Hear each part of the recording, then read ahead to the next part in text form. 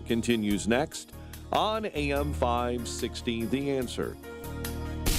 Now, from the Signature Bank Studios. If you're looking for the latest news, insight into what it means, and the sharpest opinion, there's only one station in Chicago where you can turn, and it's this one. We're AM 560, The Answer. Man, is Javier Milei, breath of fresh air. Man, is he a breath of fresh air. And Milei, which do you prefer, Amy? I like Malay. You like Milei? All right, I'm going to stick with Milei. Which means then. it's Milei. There's because it's like you say Caribbean and I say Caribbean. Right. On the Food for the Poor ads. Interesting. Yeah. Okay. You say potato, I say potato. Exactly. Okay, Milei sat down with Lex Friedman podcast, and it was it was entertaining. This guy is. Maybe we should put more economists in charge of countries. I don't want Steve Moore to get any ideas, but Milei on socialists. And also we must not forget that those murderers called socialists killed 150 million people. So they clearly cannot fight on equal terms. Therefore, they demand that social networks have censorship and that the truth cannot be told to them. Because when you tell a socialist the truth, they cry, claiming it's hate speech. No, it's not hate speech. It's that you are useless people who have ruined the planet. That's unfiltered, Yeah. and I love it. I mean, I love it. This guy is, first of all, just so philosophically, he describes himself. He's an anarcho-capitalist. When was the last time you heard a politician, much less a head of state, describe themselves as an anarcho-capitalist? I'll tell you when. Never. Strictly speaking, I am an anarcho-capitalist. I despise the state, government. I despise violence. Let us suppose we take the definition of liberalism.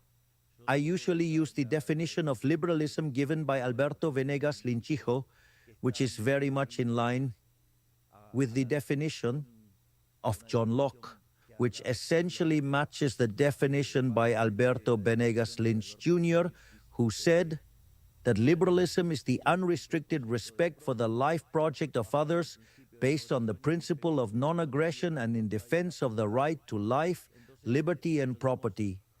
That's small L liberalism, of course, but that doesn't mean that, and this is where he parts company from so many on the, what I would call the libertarian left, but libertarians, generally speaking, who sort of dabble in politics and can often upset the apple cart and do little else. If you don't get involved and don't get into it, no, you don't do anything. So, I mean, what do I know is that there are many liberals, libertarians, and anarcho-capitalists who are really useless because all they do is criticize, let's say, those of us who want to lead the world toward the ideas of freedom. And what they don't realize is that power is a zero-sum game. And if we don't have it, then the left will have it. Therefore, if you level your harshest criticism at those in your own ranks, you end up being subservient to socialism, probably. He's also a one-man doge down in Argentina. I mean, I hope, I know they are, Elon and Vivek are paying attention. So to us, it was crucial to end fiscal deficit. One of the things we promised during the campaign had been to reduce the number of ministries. And indeed, we reduced to less than half the number of ministries because we went to 9 ministries. Today we have 8. We have also laid off a large number of civil employees. Today I can say that we've already dismissed about 50,000 of them. And we practically don't renew any contracts unless the positions are absolutely necessary. At the same time, we have stopped public works and we have eliminated discretionary transfers to the provinces. We have also diluted public sector wages. Also, we have eliminated economic subsidies. by restoring utility rates to the right levels. So, right, he's basically, in a word, he is rescuing the Argentinian people from their government, a government that was running inflation into the thousands of a percent, just destroying wealth in that country. For more on this, we're pleased to be joined by another economist, Steve Moore, economist, author of The Trump Economic Miracle and the Plan to Unleash Prosperity Again, who he wrote with Art Laffer. Basically, just cut and paste what Milei is doing, Steve. Yeah, amazing stuff. By the way, can you guys tell me what country in North and South America has had the fastest growing stock market in the last year? Argentina. You got it. Ding, ding, ding, ding, ding. Yep. I mean, it's amazing when you move to free markets and free enterprise, how people's wealth goes up and how people's incomes go up. It's really a remarkable story. And by the way, he is, of course, right that the greatest butchers on the history of the planet, even more so than people like Hitler, were the communists and the socialists who I mean, actually, Stalin killed more people than Hitler did.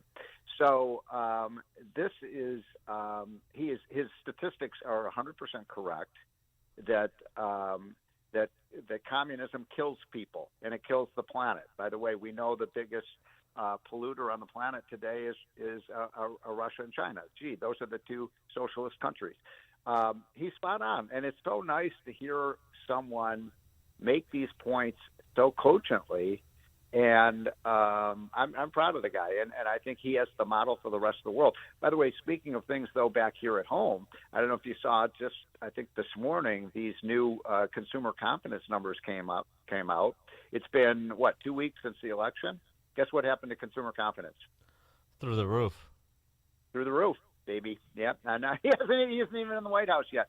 So pretty amazing stuff. I mean, I notice this everywhere I go, by the way. I've been going to Virginia, Maryland. I was in Florida. I was in South Carolina. There's just a bounce in people's step right now as they realize, hey, maybe the government, maybe those 60,000 new IRS agents aren't going to be on my back now. Well, yeah. I mean, there obviously is enthusiasm because people. 75%, 80% of people thought the country was on the wrong track. So, yeah. Even if it was a full-throated embrace of Trump. Yeah. Dan, Amy, where people are really unhappy? Chicago, L.A. No, no, Washington, D.C. Oh, well, yeah, that too. We are going to, hopefully this time around, Mr. President, hopefully this time around we will drain the swamp. We did not do it the first time. We promised to do it, but we struck out. But, look, there are so many outrageous, positions that could be completely eliminated. In fact, while I'm talking to you, I'm gonna pull up this email I just got. This is just amazing. Hold on just one second. You're going to love this. This is the something called the Director of Climate Diversification at the U.S. International Development Finance Corporation. Gee, do you think we need that? Yeah. I mean, we could. Yeah. No, I've never heard of this thing, the U.S. International Development Finance Corporation, which we don't need, but they actually have a Director of Climate Diversification. Well, and so let's talk a little bit about the Trump team. I mean, speaking of energy, Chris Wright from Liberty Energy is an exciting pick too. I mean, awesome guy. Yep. He's a guy that's going to be on the program to unleash America's energy capacity. You got it. And so he's a fantastic guy. He's a member of our Unleash Prosperity Task Force. He's a self-made man, knows how to build a business, build it into a multi-billion-dollar business. We're going to, I think Trump so far, he's made some questionable picks, so let's be honest about that. But, when it comes to, the energy stuff, I think he has picked people who really know what they're doing and have done it. And these are people of accomplishment. Unlike, I know, replacing, your friend, who's our transportation secretary? Pete. Mayor Buttigieg. Pete. I mean, Yeah. I hate to see him go. I mean, he's done such a wonderful job. But we're going to put professionals in these offices. And right now the energy secretary is the former governor of Michigan, who knows nothing about energy. So you're putting actually people in these positions who know something about what they do. They're not just there for diversification purposes. And your thoughts on Howard Lutnick as a Commerce Secretary? That is the very definition. If you look up in the dictionary booby prize, Howard Lutnick's picture comes up. I mean, Commerce Secretary is the booby prize. And look, the guy overplayed his hand. He was supposed to be the head of the transition, and all he did was try to promote himself. And so I'm very proud of the president, not giving him the Treasury position, because that's one of the most important jobs. And of course, that's the job that I'm going to fill. Yeah, there's a little palace intrigue surrounding the Treasury Secretary because Musk endorsed Lutnick for Treasury Secretary, but I know Trump was annoyed by I read that Trump was annoyed by his sort of electioneering for that post, and he's brought in some other names in addition to your guy Bessent as possible Treasury Secretary. So you still like Bessent? Yeah, Sue, I like Scott Bessent. I like Bill Hagerty. He's the senator from Tennessee. He'd be excellent. And look, Kudlow. Don't count Kudlow out. No, I'm not. He's got a TV show. He's probably the front runner. Oh, that's right. Yeah, right, exactly. And he would name you, Dan, his deputy. Oh, beautiful. Yeah. Those are the most important questions, and I think that let me just say that I'm relieved that it's not going to be a Lutnick, because you want people who want to be there to make the country great, not to make themselves great. Oh, wow! Oh boy, shot across the bow. Cat fight going on there, huh? So what about the economic plan? Where everybody's looking at day one, and so out of the gate, what do you expect Trump and congressional Republicans to do? Is that taking form? They'll disappoint us, as they always do. No, I'm only kidding, but I mean only half kidding. I mean, I don't want people to think that Republicans are the salvation for our problems, because you and I and Amy have learned over decades that that's not always the case. But I do think there will be real change, and I think people are going to be look, Trump is going to go. He is going to be like Secretariat out of the gate. He is going to stampede right down that racetrack. And on the first day, because I've been part of this team, we put together over 200 executive orders ready to go, literally in his first hour back in the Oval Office signing. And you know what most of those executive orders do? Undo what Biden did? Exactly. Exactly. Sorry, Biden, not this, not that. And so one of the first things we're going to do is pull the United States out of the un-American Paris Climate Accord. Although, did you see, Dan and Amy, how low is this? That the CEO of Exxon wrote a note to Trump saying, "Don't pull the U.S. out of the climate change agreement." Treaty. Really? Yeah. Well, I mean, come on, Dan. That's called the suicidal corporate impulse. Well, right, but this is a reminder too. Speaking of, don't get your hopes up. Don't fall in love with Republicans; they'll only break your heart. Don't fall in love with oil company executives too. We like energy producers. We want to be energy independent, but we don't like rent seekers. We're not in love with C-suite guys at Exxon and these other big conglomerates. So. It's about what's in our interest, not what's in their interest on the social circuit. And this is actually a good lesson here for why regulations. People always ask me, why do the big corporations always support these regulations, whether it's banking industry regulation or environmental? Stamp out competition. The big guys can swallow the cost of these things. Like, the banking regulations, it's always the big banks that support the regulation, because they're trying to put the community banks out of, if a big bank has to have 15, diversity officers, that doesn't necessarily affect, Citibank. But if the community bank down the street has to do it, they're out of business. So a lot of these regulations just favor the big guys in the industry, and this is a perfect example of that. But how pathetic is that? And incidentally, they have the climate change conference has been going on now for 2 weeks, and I can't even pronounce the name of the country. Azerbaijan. Yeah, right. Yeah. Yeah, Can't pronounce that. But right. anyway, did you see my friend? Do you know Mark Morano? He runs the Climate Change Depot, and it's a great website. And he was showing these pictures of the huge buffet lines, and they've got steak and they got chicken. And I went, wait a minute, you're the people who said we have to give up eating meat. And they're feasting on this stuff while they drink on champagne, and they talk about how much they care about the planet. And in the G20, they can't even get Biden to hang around for a group picture. It's very sad what's happening. But I wanted to get to go back to the Paris climate thing. Paul Tice, who's at the National Center for Energy Analytics, makes the point that, the executive order that you just mentioned, that's fine. But what we really should do is have the Senate vote formally to pull us out so that it can't be, redone with executive order. That we should have Congress vote on treaties again. That's part of making America great again.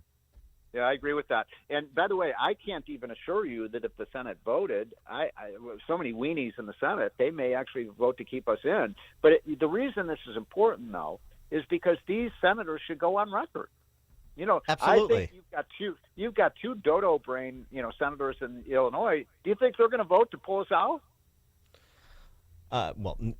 Durbin and Duckworth, no. But I mean, but the point is, this would be another early test of Thune's leadership. Let's put him to the test. Let's see what we got. Well, exactly. Now, look, I mean, what I'm saying though is that I'm with you. I think it is important that the Congress actually vote on these things, and this is part of the Senate's responsibilities. It's in the Constitution that treaties are supposed to be, accepted or voted down by the Senate, and they've abrogated the responsibility for 50 years.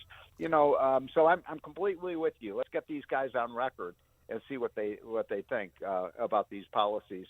But the Paris Climate Accord, all it does is tax American citizens. It's just a huge tax on the USA. Steve Moore, economist, author of The Trump Economic Miracle and the Plan to Unleash Prosperity Again. The miracle is already happening. He's excited. Thanks, Steve. All right, guys. Thank you. And he joined us on our turnkey.pro answer line.